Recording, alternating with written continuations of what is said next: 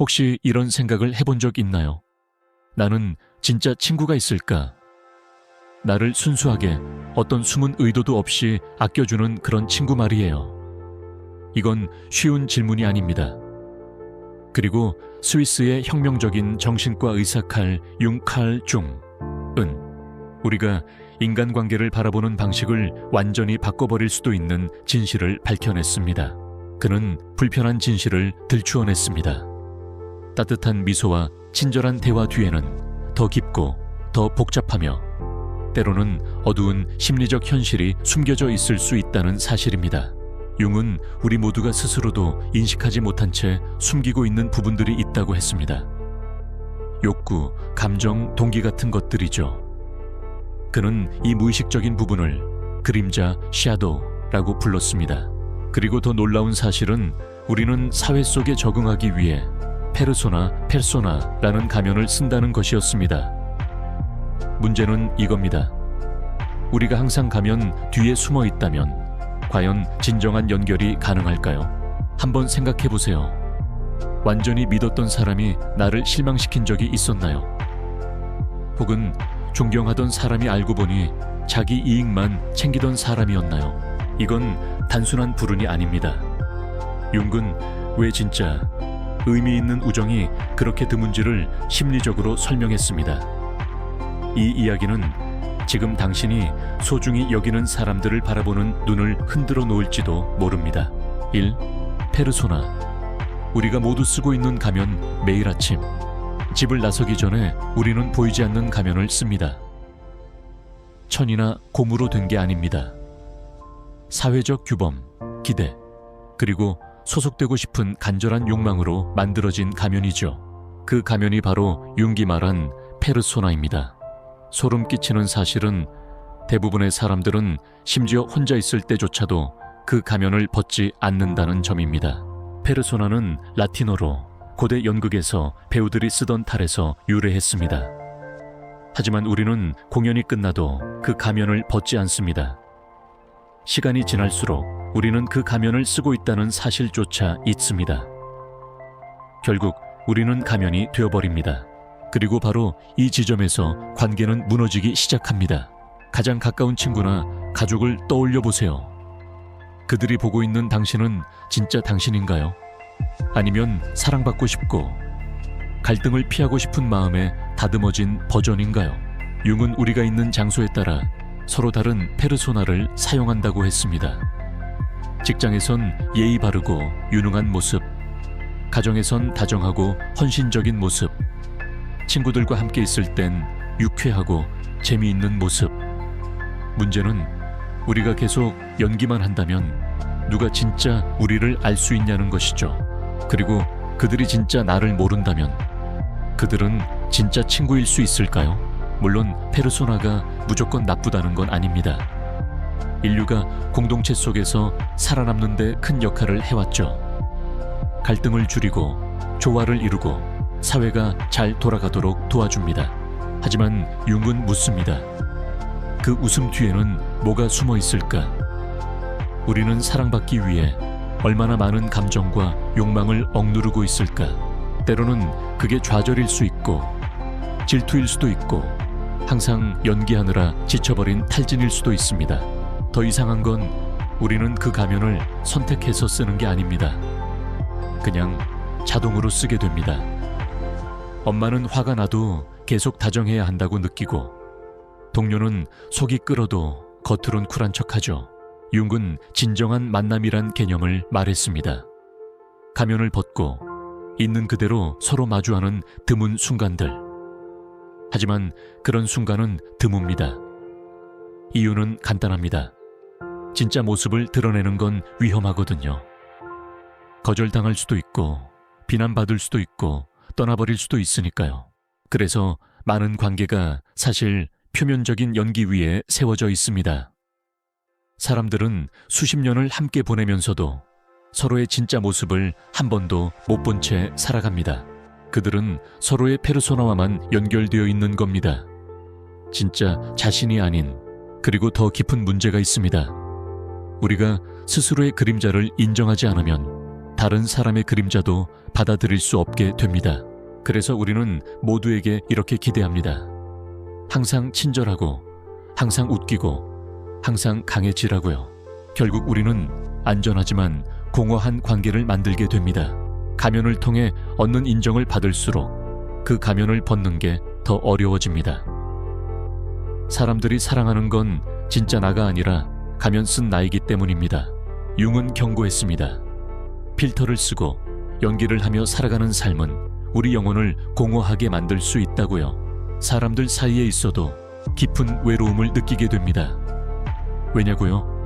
그들은 나와 친구가 아니라 나의 영이와 친구가 되었기 때문입니다. 그럼 해답은 무엇일까요?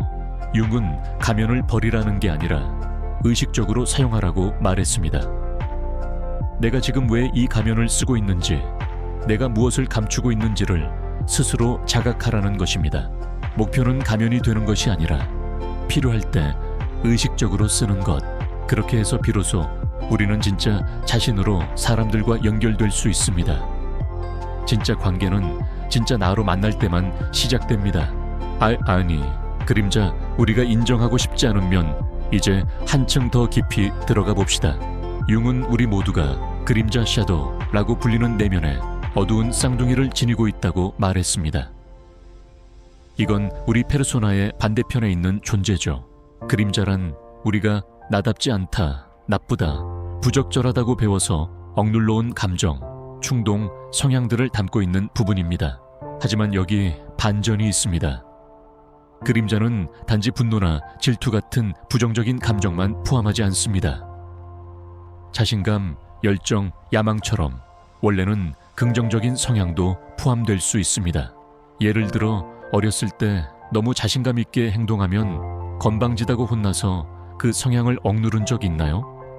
혹은 주목받고 싶다는 마음이 이기적이다는 말을 들어서 그 욕구를 꾹꾹 눌러두진 않았나요? 그렇게 억눌러진 감정들은 사라지는 게 아닙니다. 그냥 무의식 깊숙한 곳에 숨겨질 뿐입니다. 그리고 언제, 어떻게든 표면 위로 올라옵니다. 보통은 스트레스, 갈등, 감정의 폭발 같은 상황에서요. 늘 점잖던 사람이 어느 날 갑자기 분노를 터뜨리는 경우, 늘 희생하던 사람이 갑자기 이기적으로 변한 것처럼 보일 때, 그게 바로 억눌려 있던 그림자가 튀어나오는 순간입니다. 융은 말했습니다. 우리가 다른 사람에게서 가장 싫어하는 특성들은 사실 우리 안에서 억눌러진 자기 자신을 반영하는 경우가 많다고요. 가식적이라고 느껴지는 동료가 있나요? 그 사람은 어쩌면 당신 안에 가면 쓰는 나를 떠올리게 하는 존재일 수 있습니다. 감정 기복이 심한 친구가 짜증난다고요. 당신 안에 억눌린 감수성이 자극받고 있는지도 모릅니다. 이건 심리적 투사 프로젝션라는 현상으로 이어집니다. 우리는 자기 내면의 문제를 다른 사람에게서 본다고 착각하죠. 내가 문제가 있다고 느끼기보다는 제가 문제야 라고 말하게 됩니다. 그래서 어떤 사람들은 이해할 수 없을 정도로 과하게 판단하거나 사소한 일에 쉽게 상처를 받는 거죠. 그건 그 사람에 대한 반응이 아니라 자기 자신을 마주하고 싶지 않다는 신호입니다. 더 미묘한 경우도 있습니다. 예를 들어 어떤 사람이 늘 자유롭고 충동적인 친구를 가까이 합니다. 윤군 묻습니다. 정말 그 친구 자체를 좋아하는 걸까? 아니면 그 친구를 통해 자기 안에 억눌린 자유와 반항을 대리 체험하는 걸까? 조용하고 규칙을 잘 지키는 사람은 자기도 모르게 그런 친구를 통해 내면에 억눌린 욕망을 해소하고 있을 수 있습니다. 그 반대도 마찬가지입니다. 항상 책임감 강한 친구가 사실은 자유와 혼란에 대한 깊은 갈망을 숨기고 있을 수도 있죠. 이건 실수가 아닙니다. 이건 그림자 패턴, 섀도우 패턴입니다. 그리고 이건 모든 관계에 영향을 미칩니다. 당신의 삶을 돌아보세요. 큰 위기를 겪을 때 갑자기 변한 친구가 있었나요?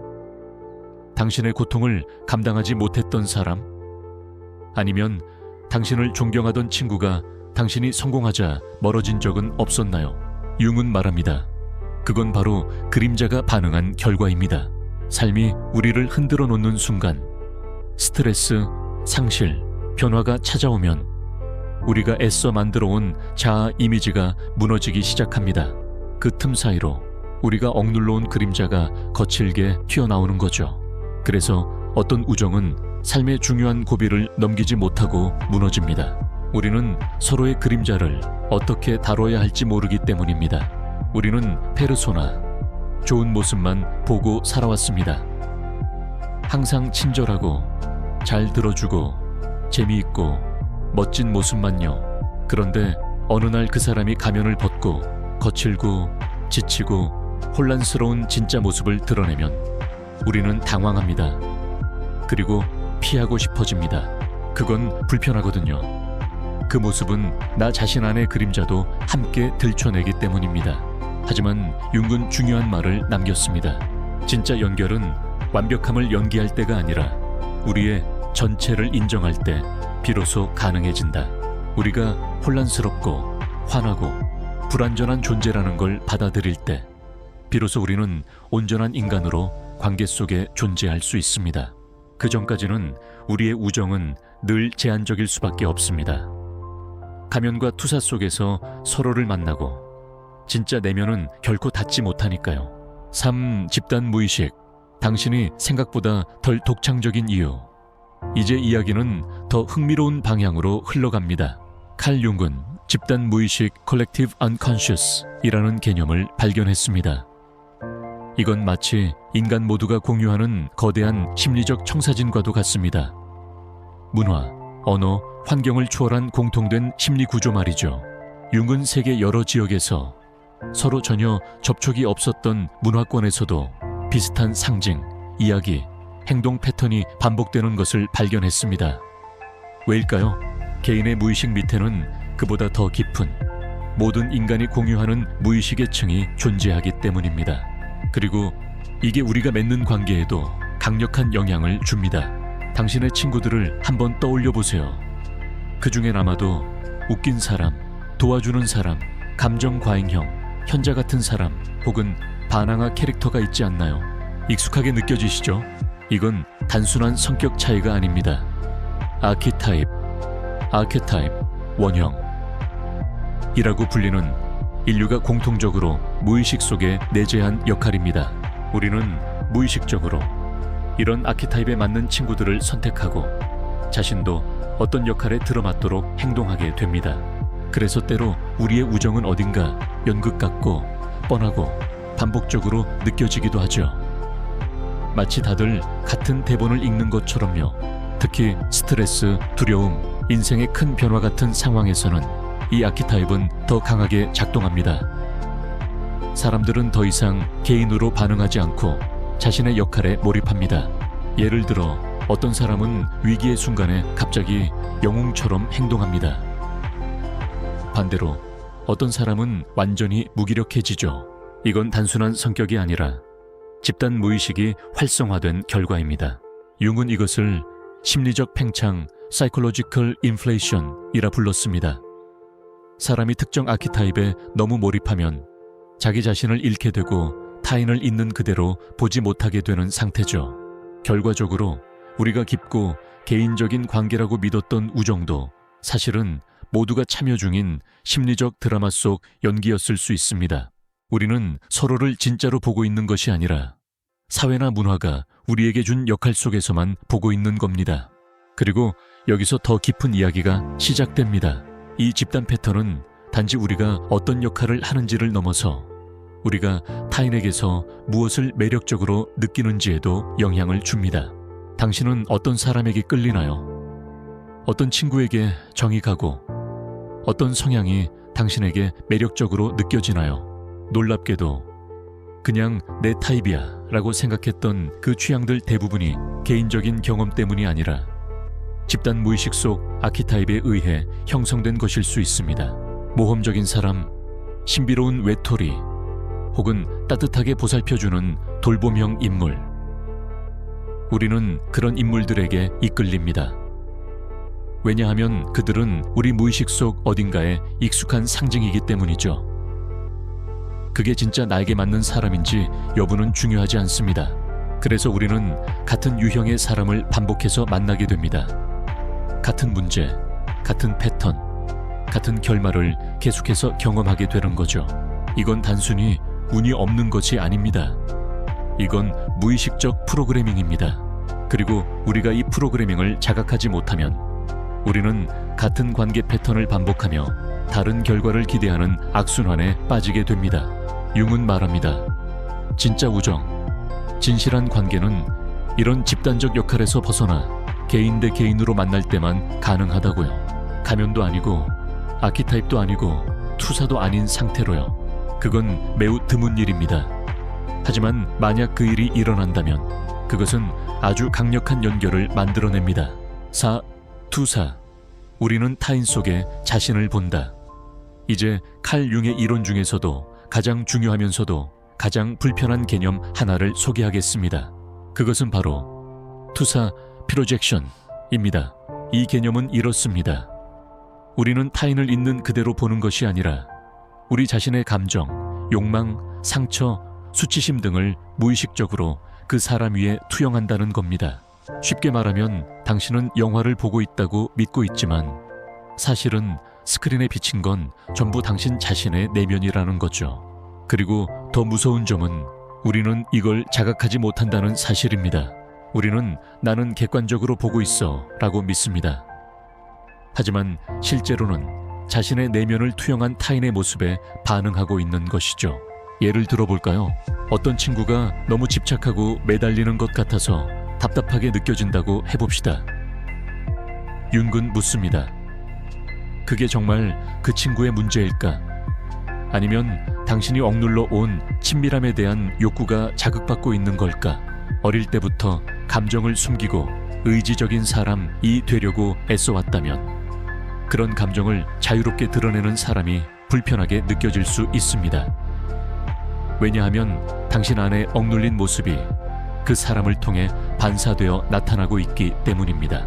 반대로 예전에 한 친구를 마치 완벽한 이상형처럼 느껴본 적 있나요? 그 사람은 늘 당신을 지지해주고 멋지고 당신이 되고 싶은 모습을 가진 사람처럼 보였을지도 모릅니다. 하지만 어느 순간 그 마법 같은 연결이 깨졌죠. 그들이 실망스러운 모습을 보이거나 예전에는 안 보이던 결점이 보이기 시작하면서요. 그것도 투사입니다. 우리는 종종 사람을 이상화하거나 악마화합니다. 그건 그 사람이 실제로 그런 존재여서가 아니라 내면의 어떤 결핍이나 두려움을 그 사람 위에 입혀본 것이기 때문입니다. 문제는 투사는 진짜처럼 느껴진다는 것입니다. 감정은 강렬하고 관계는 마치 운명처럼 느껴지고 때로는 상처는 너무 깊습니다.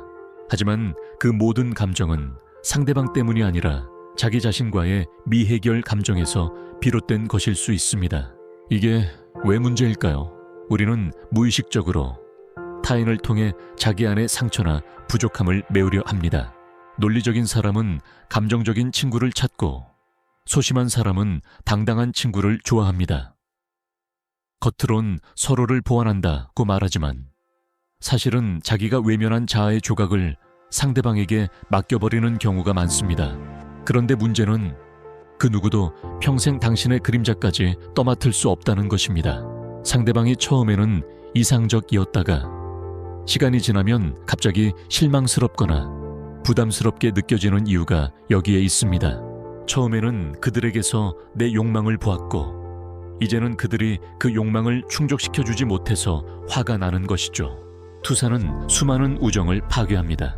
우리는 친구가 내가 바라는 역할을 해주길 기대하고 그 기대에 미치지 못하면 실망하거나 멀어집니다.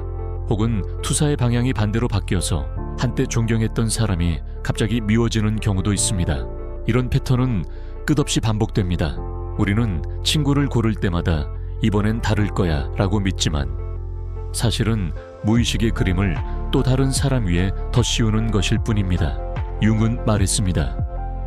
투사는 단지 방어기제, 디펜스 메커니즘트가 아니라 내면의 성장을 유도하는 다리라고요. 우리가 타인에게 투사하는 것들은 사실은 무의식이 우리에게 보여주고 싶은 자기 자신의 일부분입니다. 항상 자기 주장을 잘하는 친구가 짜증난다고요.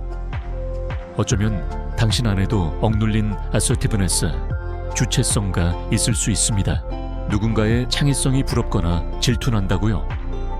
어쩌면 당신 안에도 창의성이 있지만 자신감 부족 때문에 숨겨져 있는 것일 수 있습니다. 투사를 자각하는 순간 우리는 비로소 진짜 공감의 문턱에 들어설 수 있습니다. 그건 타인을 있는 그대로 보는 것. 내가 보고 싶은 모습이나 내가 두려워하는 모습이 아니라 그 사람 자체를 이해하려는 시도입니다. 하지만 이건 쉽지 않습니다. 아프고 불편하죠. 왜냐하면 우리는 이상화했던 사람들을 내려놓아야 하고 그들과의 판타지 관계를 포기해야 하며 그들이 완벽하지 않다는 사실, 그리고 나 역시 마찬가지라는 사실을 받아들여야 하기 때문입니다. 하지만 거기서부터 진짜 연결이 시작됩니다. 이제야 우리는 내가 필요로 하는 역할이 아니라 그 사람 자체를 사랑할 수 있습니다. 그리고 나 자신도, 페르소나도 투사도 아닌 있는 그대로의 복잡하고 아름다운 존재로 타인에게 보여질 수 있게 됩니다. 그렇다면 이 모든 이야기의 의미는 칼융의 이론, 페르소나, 그림자, 집단 무의식, 투사에 대한 이 깊은 탐구는 우리를 냉소적으로 만들기 위해 존재하는 것이 아닙니다. 오히려 우리를 깨우기 위해서 존재합니다. 우리가 흔히 우정이라고 부르는 많은 관계들이 사실은 무의식적 힘들의 무대 위 연기일 뿐이라는 것을 자각하게 만들기 위함이죠. 그렇다면 어떻게 해야 할까요? 내면의 작업, inner work을 시작해야 합니다. 자신의 가면을 인식하고 억눌린 그림자를 마주하며 반복되는 관계 패턴과 역할을 깨닫고 타인에게 더 쉬운 투사를 거두는 것. 이건 쉽지 않은 여정입니다. 때로는 외롭고 아프고 불편합니다. 하지만 그 과정을 통해 우리는 비로소 진실하고 건강한 관계를 맺을 수 있게 됩니다. 그건 어떤 역할이나 기대, 연기가 아니라 있는 그대로의 나와 너, 가면 없는 두 사람의 만남에서 비롯되는 것입니다. 그런 만남은 드뭅니다. 하지만 정말 강력합니다. 두 사람이 마스크 없이, 투사 없이 정말로 깨어있는 상태로 만날 때 거기엔 진짜 마법이 일어납니다. 바로 그 순간 진짜 우정이 시작됩니다.